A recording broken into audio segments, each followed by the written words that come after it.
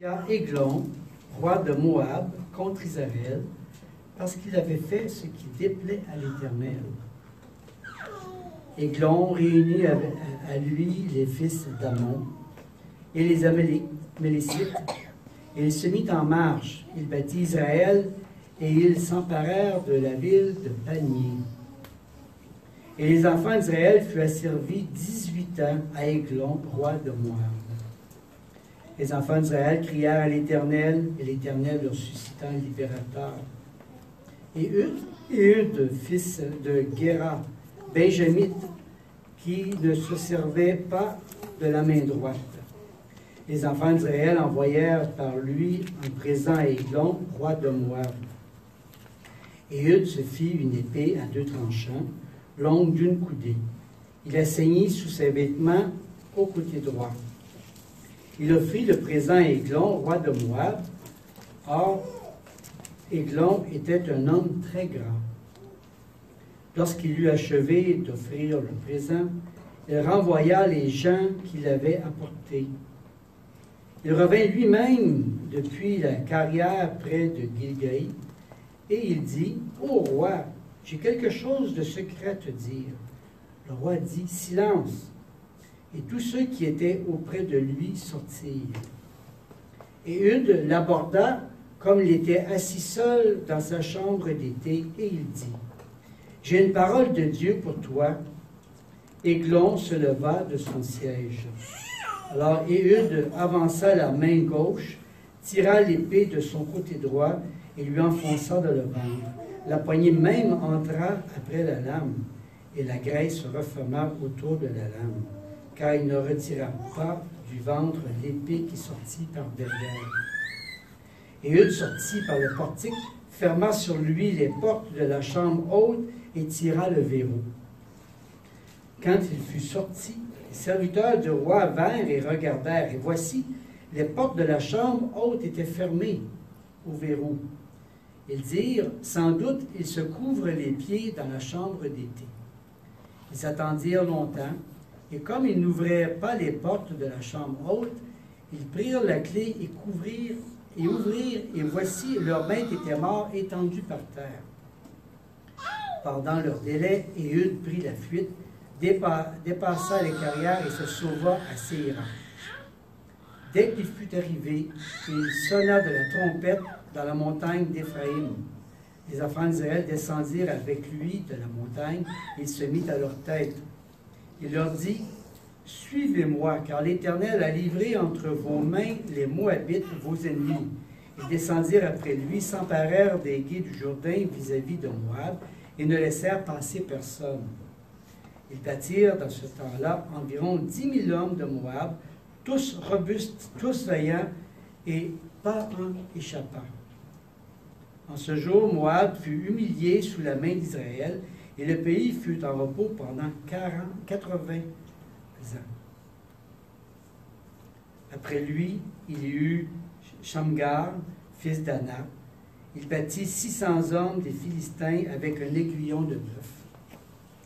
Et lui aussi fut un libérateur d'Israël. Les enfants d'Israël firent encore ce qui déplaît à l'Éternel après qu'Eudes fut mort.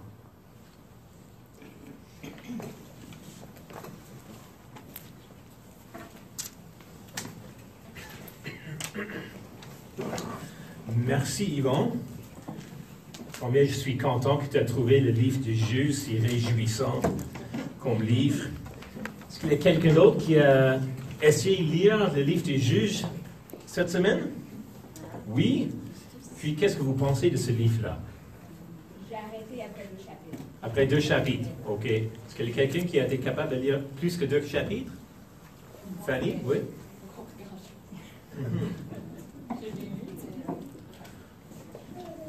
Oui, moi j'ai lu l'histoire d'Eudes avec mes enfants la semaine passée. Et ils ont me dit, Papa, cela ressemble à une histoire qu'on retrouve dans les films de Hollywood, pas dans la Bible. Et c'est vrai, n'est-ce pas? Le livre des Juges en général, et surtout l'histoire d'Eudes, est intéressant, mais aussi violent, grotesque même. Ce n'est pas le genre d'histoire qu'on raconte à nos enfants avant qu'ils s'endorment. n'est-ce pas? Ok, chérie, c'est temps pour dormir, je vais te lire l'histoire d'Ève.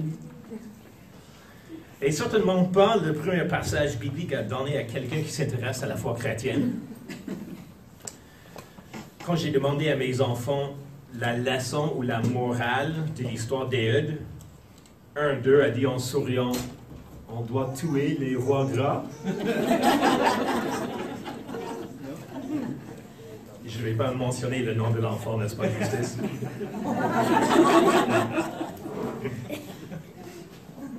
Bon, ce n'est pas exactement ça le message de la prédication ce matin.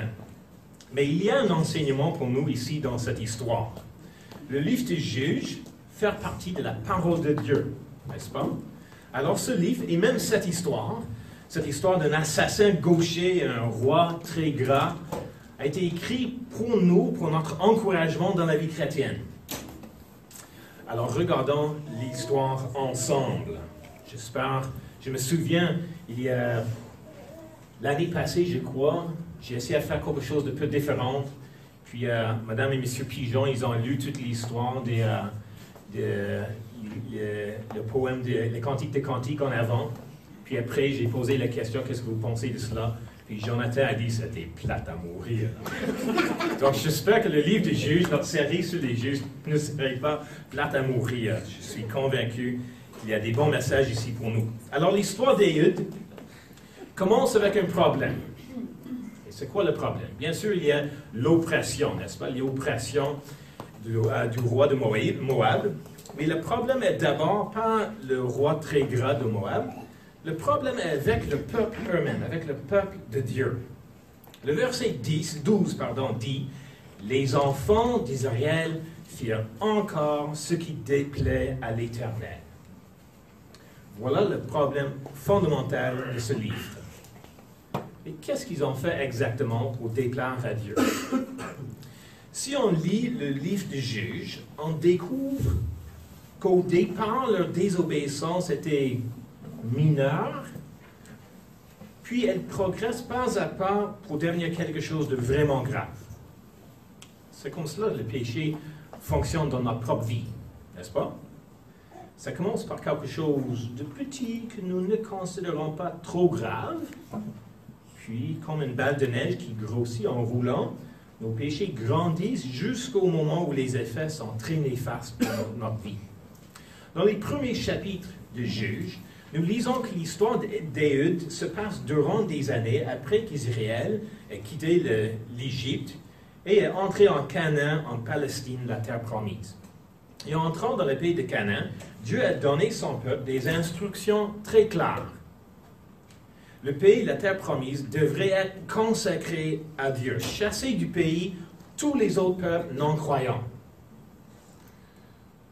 Par contre, en Juges chapitre 1, nous lisons qu'au lieu de chasser des peuples païens, le peuple de Dieu a laissé ces peuples rester sur place, parfois comme leurs esclaves. Le point est qu'au lieu de suivre la parole de Dieu, le peuple a décidé de faire seulement la moitié du travail. Ils ont choisi un compromis plus facile pour eux, un compromis avec davantage économique pour eux. Ils croient en Dieu, ils sont le peuple de Dieu, ils louent Dieu, ils suivent Dieu. Mais chasser des autres peuples du pays comme Dieu a demandé, cela est un peu trop difficile, on va faire autre chose. Et comme ça, la balle de neige commence à rouler et grossir. Et bientôt, le manque d'obéissance à la parole de Dieu dans les petites choses les a dirigés dans l'idolâtrie, loin de Dieu. En Juges 2, le verset 11 à 12, nous lisons ceci, je cite. « Les Israélites firent alors ce qui déplaît à l'Éternel et servirent les Baals. Ils abandonnèrent l'Éternel, le Dieu de leurs ancêtres, celui qui les avait fait sortir d'Égypte, et ils suivent d'autres dieux pris parmi les dieux des peuples qui les entouraient. Ils se prosternèrent devant eux et irritèrent ainsi l'Éternel. » Les Baals étaient les divinités du paganisme antique dans cette région, les dieux locaux des fertilités et de fortune, des idoles avec des promesses de richesse et de confort. Et cela était attirant pour le peuple de Dieu. Alors ils ont commencé à diluer et même polluer leur foi en Dieu par les fausses religions et pratiques de la culture qui les entoure. Alors, la question se pose, est-ce que nous, les chrétiens, en 2016, est-ce que nous sommes si différents qu'eux? Oui, je crois en Dieu, mais je suis aussi les idées et pratiques de la culture autour de moi. Oui, je suis chrétien, mais pas dans le sens exclusif, pas dans le sens biblique, alors je fléchis les genoux devant les autels du monde aussi. Je loue Dieu les dimanches matins et peut-être même dans ma culte personnelle, mais je rends aussi un culte devant les autels de confort, de consommation, de puissance, de plaisir, de sécurité et de sexe. Le peuple de Dieu à l'époque de Éhud a avalé le mensonge qu'on peut adorer Dieu et aussi les idoles de la culture qui les entoure, qui les entourait. Alors la question pour nous est, avons-nous avalé le même mensonge? Et ce n'est pas juste Winston qui pose cette question, d'accord? Cette histoire est écrite pour nous interpeller. C'est la parole de Dieu qui pose cette question. Ils suivent d'autres dieux pris parmi les dieux des peuples qui les entouraient. Ils se prosternèrent devant eux et irritèrent ainsi l'Éternel. Timothy Keller, dans son commentaire sur les juges, nous offre un genre de test pour voir si nous sommes engagés dans l'idolâtrie, comme le peuple à l'époque d'Éhud. Alors, voici le test. Est-ce que vous êtes prêts? Pensez à un domaine de votre vie, vos relations peut-être, votre travail, vos biens, votre argent, vos divertissements, ou autre chose. OK? Pensez à un domaine de votre vie. Maintenant, posez-vous ces deux questions. 1. Est-ce que je suis prêt à faire ce que Dieu me demande de faire dans ce domaine de ma vie? Et 2, suis-je prêt à accepter le bien et le mal que Dieu m'envoie dans ce domaine de ma vie? Et si votre réponse est honnêtement non à une de ces deux questions, la raison est qu'il y a une partie de votre cœur qui loue déjà un autre Dieu. Le refus de suivre la parole de Dieu dans les petites choses comme dans les grandes nous attire vers l'idolâtrie, qui nous amène éventuellement dans un état de rébellion ouverte contre Dieu. Regardez le dernier verset du livre des Juges. Dernier verset.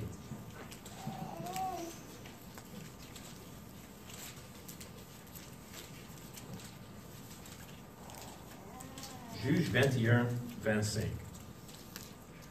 En ce temps-là, il n'y avait point de roi en Israël. Cela semble comme une bonne nouvelle si vous êtes québécois peut-être. Pas de roi. En ce temps-là, il n'y avait point de roi en Israël. Chacun faisait ce qui lui semblait bon. Conclusion du livre. Voilà la situation du peuple dans notre histoire ce matin. Le peuple de Dieu en rébellion contre Dieu. Chacun faisait ce qui lui semblait bon. Et voici le danger pour nous les chrétiens en 2016. Aussi pour moi. Aussi pour nous tous dans cette Église. Combien c'est facile pour nous, pour moi, face à la parole de Dieu, face au commandement de Jésus-Christ. Combien c'est facile pour nous à dire, OK, je vois cela, mais j'ai besoin de réfléchir un peu avant d'obéir. Je ne sais pas, c'est vraiment difficile pour moi à ce moment-là, j'ai besoin du temps, je sais que je dois faire ceci et cela, mais ça va prendre du temps pour moi, je ne peux pas le faire actuellement. Puis, quand en réalité, qu'en réalité, ce que nous sommes vraiment en train de dire est ceci. Je ne veux pas, parce que je suis en train de me prosterner devant d'autres dieux des peuples qui m'entourent. Je ne veux pas changer. Je ne veux pas me repentir parce que je veux faire ce que me semble bon au lieu de ce que Dieu considère bon. Dans le Nouveau Testament, Jacques dit ceci en Jacques 4,4. Ne savez-vous pas que l'amour pour le monde est synonyme de haine contre Dieu? Celui donc qui veut être l'ami du monde se fait l'ennemi de Dieu. Et voilà le problème au commencement de notre histoire ce matin. Le peuple de Dieu est entré dans une amitié avec le monde qui les entoure en servant de faux dieux. Et voilà parfois notre problème aussi. Frères et sœurs, nous servons un Dieu d'amour, un Dieu de grâce, un Dieu de compassion, miséricorde, tout cela, c'est vrai.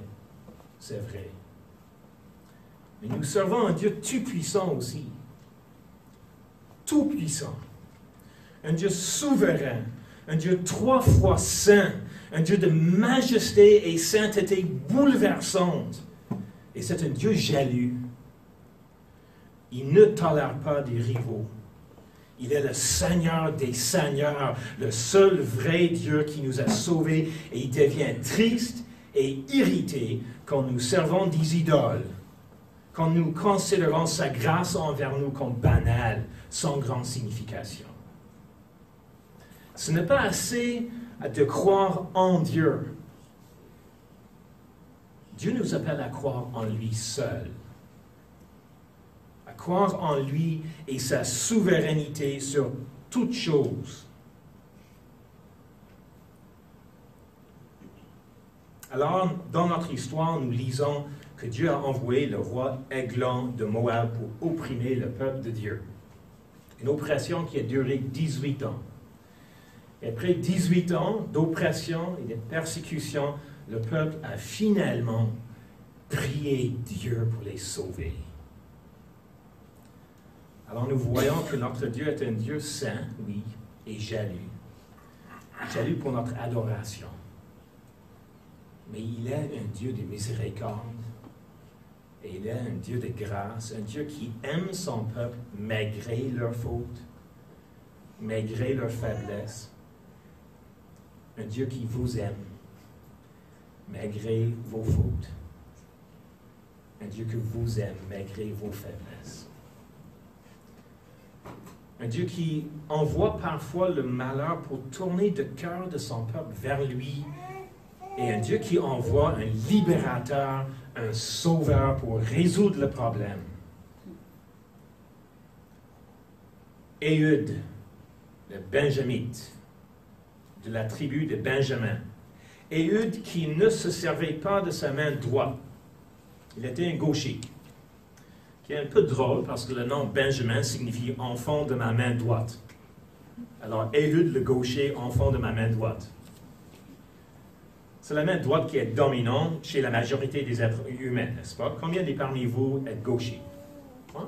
Ah, plusieurs quand même. 5, 6. Dans la Bible, désolé, mais dans la Bible, la main droite est un symbole de force et de honneur.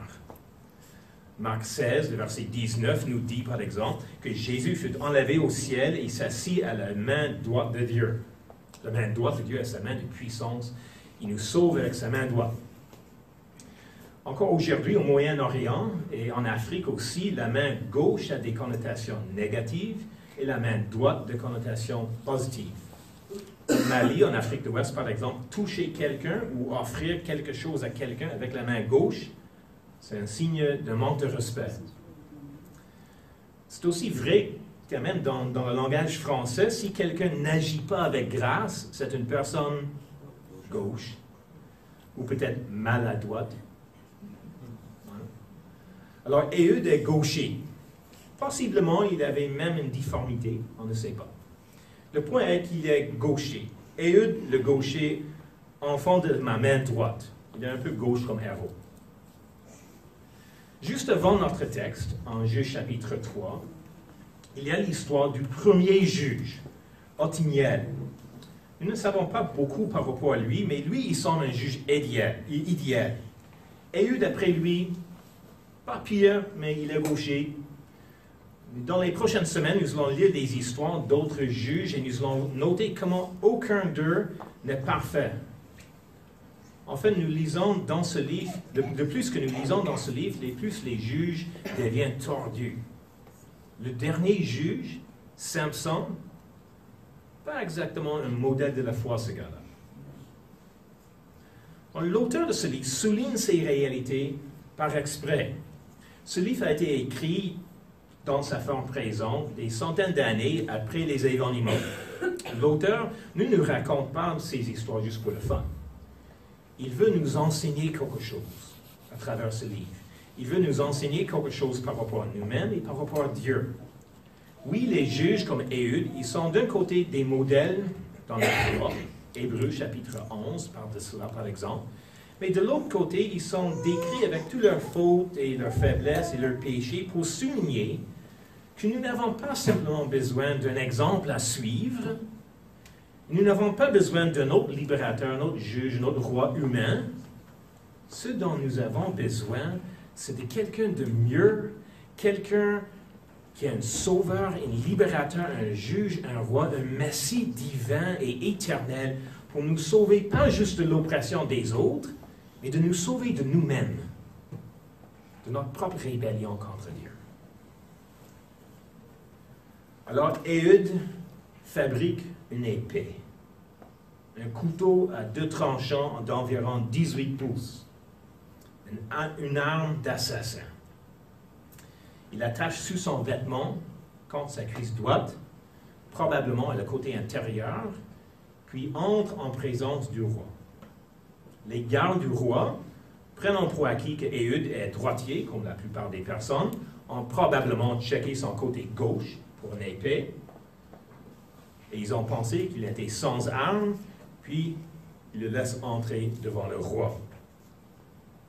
À notre époque, nous ne cherchons pas pour une épée quand quelqu'un entre chez nous, n'est-ce pas? Mais quand même, nous nous saluons les uns les autres avec la main droite, n'est-ce pas? Une tradition qui montre que nous venons en paix, que nous ne portons pas une épée dans notre main. Alors Éhud, l'assassin gaucher, avec son petit épée cachée, est devant le roi Églon, qui est, l'auteur note, dans le verset 17, très grand. Imaginez un genre de sumo, ok?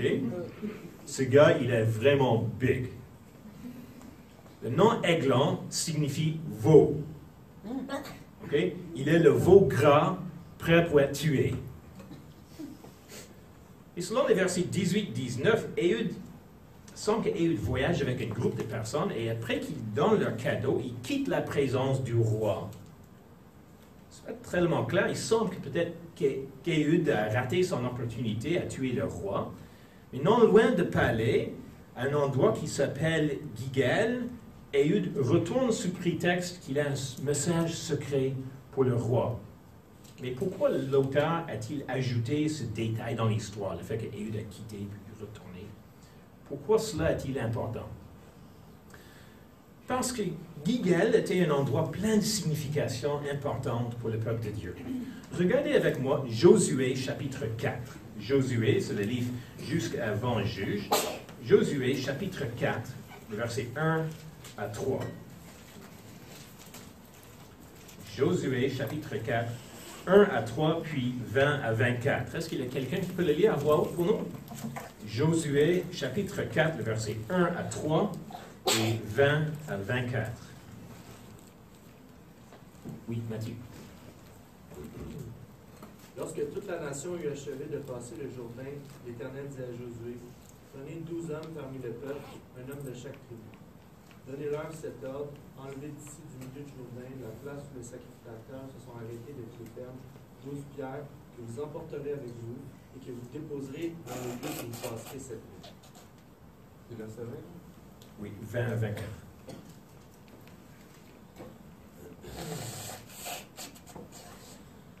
Josué adressa à Gilgal les 12 pierres qu'ils avaient prises du Jourdain. Il dit aux enfants d'Israël, lorsque vos enfants demanderont un jour à leur père que signifient ces pierres, vous en instruirez vos enfants et vous direz Israël à passer ce Jourdain à sec.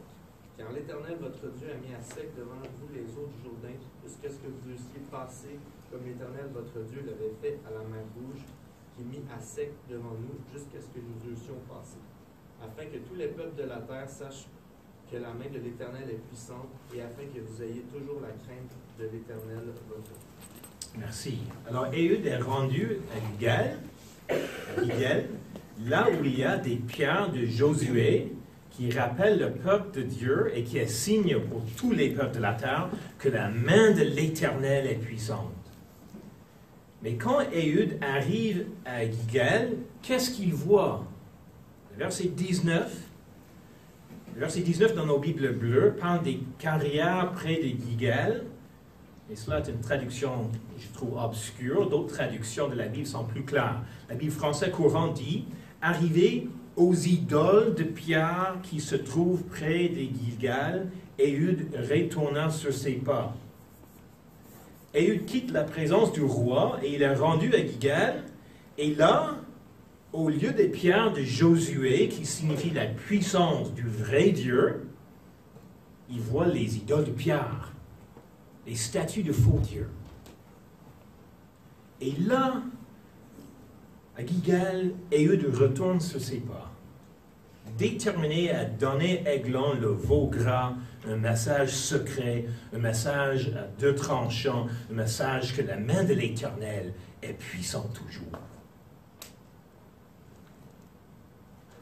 Il me semble qu'il vient un moment dans notre vie où nous avons besoin de choisir. Où nous avons besoin de nous tenir debout pour le Seigneur. Est-ce que nous suivrons les idoles de pierre, les idoles de la culture qui nous entoure, le confort, la consommation, la puissance et le plaisir, la sécurité, le sexe? Ou est-ce que nous servons l'Éternel, le Dieu puissant qui sauve? Il vient un moment dans notre vie où nous avons besoin de retourner sur nos pas, de dire qu'au lieu de servir les idoles et les rois gras de la culture qui nous entoure, nous allons prendre position pour l'Éternel.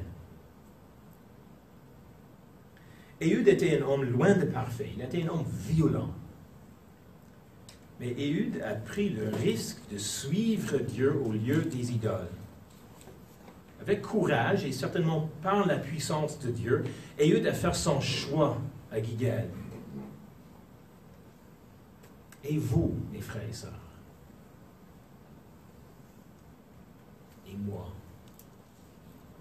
à nous de faire la même chose.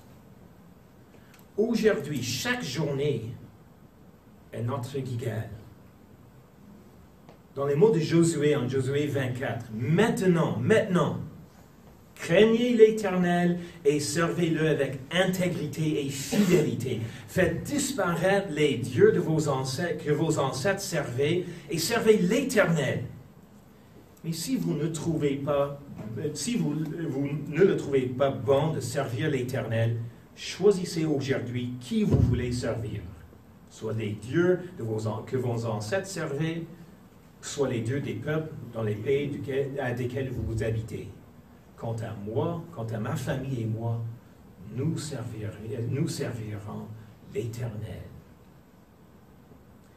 Éhud le gaucher, avec toutes ses fautes, a décidé d'être contre les idoles et pour le Seigneur. Au lieu de s'engrasser avec des conforts de la culture qui l'entoure, Éhud décide à poignarder le veau gras et servir le Seigneur et le Seigneur seul. Bien sûr, nous ne sommes pas appelés à la violence. Pas du tout. Notre épée est l'épée de l'Esprit, la parole de Dieu.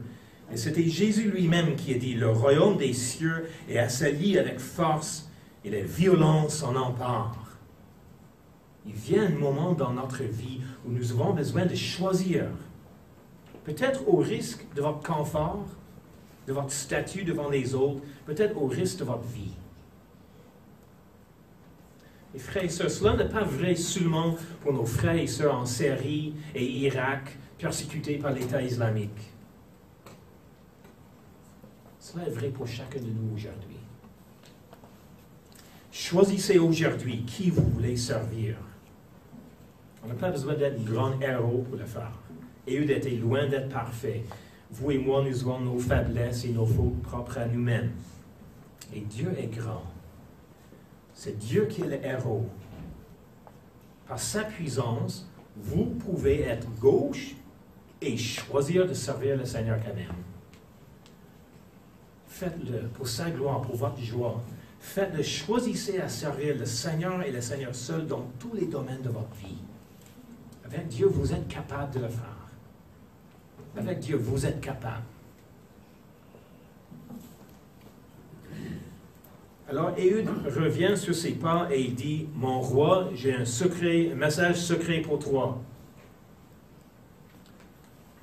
Ce n'était pas une invitation pour Weight Watchers. J'ai un message secret pour toi. Le roi commande à ses serviteurs de le laisser et tout s'en va. Églon est assis dans sa chambre d'été. On ne sait pas exactement c'est quoi une chambre d'été. Cela semble une chambre isolée dans la salle du trône, possiblement sa salle de bain. Éhud lui dit, le message secret, c'est un message de Dieu pour toi. Alors le roi se lève de son siège, et avec sa main gauche, Éhud prend l'épée qui est sur sa cuisse droite et l'enfonce dans le ventre de la roi. Elle entre tout entière avec la poignée et la grâce se referme sur la lame.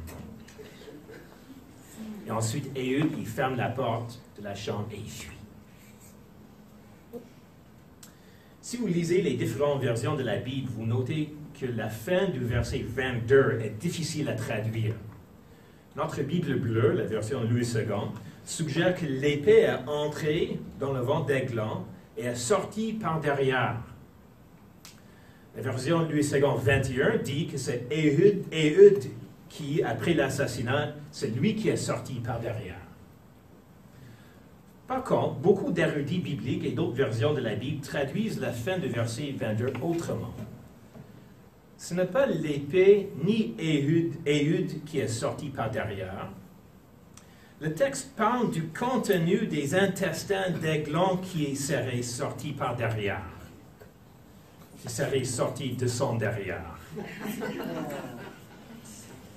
En mourant, le gros et gras Églon a eu une évacuation intestinale. Les enfants, en mourant, il a fait caca dans ses shorts. Et cela a du sens. Et la rébellion de nos propres cœurs ne peuvent pas empêcher l'Église de Jésus-Christ d'avance. Et oui, c'est vrai, nous lisons en chapitre 4, le verset 1, qu'après la mort d'Éhud, le peuple recommence à faire ce qui est mal aux yeux de Dieu. Et oui, nous voyons cela dans nos propres vies aussi. Pas vrai? Vous et moi, nous pouvons faire notre mieux, mais nous trébucherons encore. Mais voilà pourquoi Jésus est venu. Jésus, le vrai juge. Jésus, le roi des rois et le seigneur des seigneurs. Jésus qui n'est pas venu pour tuer le veau gras, mais pour mourir en tant que l'agneau immolé. Jésus qui est apparu comme un homme sans péché, mais quand même ordinaire, peut-être même un peu gauche.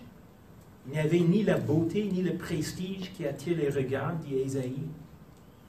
Jésus-Christ méprisé, sa main gauche et sa main droite clouées sur la croix pour nous montrer combien il nous aime.